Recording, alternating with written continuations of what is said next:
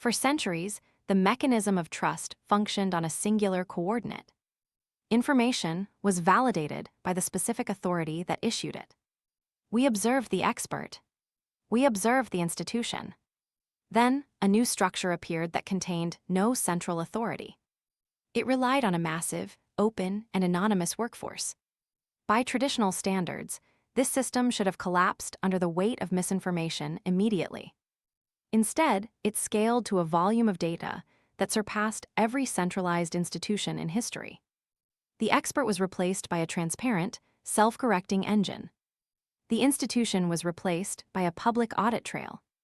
We are looking at a system that reached global dominance by removing the one thing we thought was mandatory for stability.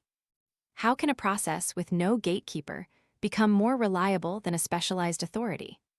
A knowledge worker manages a critical financial forecast. They rely on one high-performing team member to guarantee the numbers. The individual is the safeguard. Then, the individual takes an extended absence. The system immediately enters a state of fragility. The output stops because the authority is gone. A founder builds a company around a singular technical genius. The genius makes an error that goes unnoticed for 6 months. The error propagates through the entire architecture. The centralized oversight failed to catch the specific individual deviation. We see this pattern repeat across every scale of organization. We anchor our trust to the person in the room rather than the steps in the sequence. The result is a structure that is only as resilient as a single human life. Why do we continue to invest in individual competence when it consistently leads to systemic failure? This is where most people freeze. But at Solver's Studio, we go to our toolkit. The Solver's 6. The tool we're going to use for this scenario is reframing and perception. Trust is currently being measured by individual authority. This measurement creates confusion because it links stability to the limitations of a single person. The tool shifts the evaluation from the person to the process, correcting the structural fragility of the system. Step 1. Isolate the original frame. Identify the assumption that value is derived from authoritative knowledge. Compare this against the observable reality of a transparent, auditable process.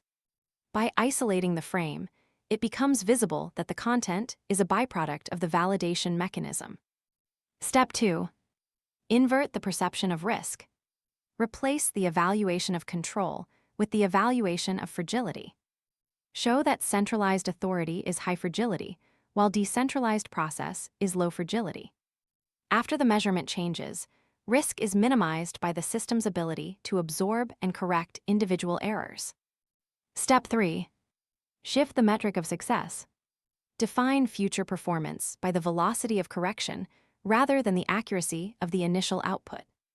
This ensures the system remains functional through continuous refinement rather than static perfection.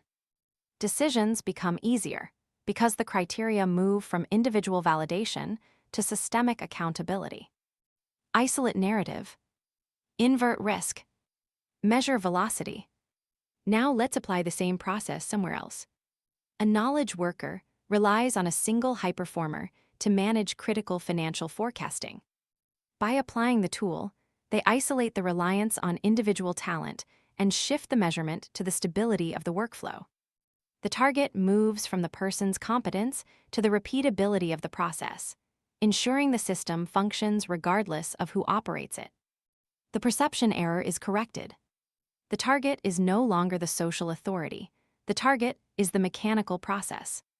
What was misunderstood as a failure of trust is now visible as a failure of design. Going forward, the mission is defined by the resilience of the system. Action is the natural consequence of this corrected focus. See you in the next video.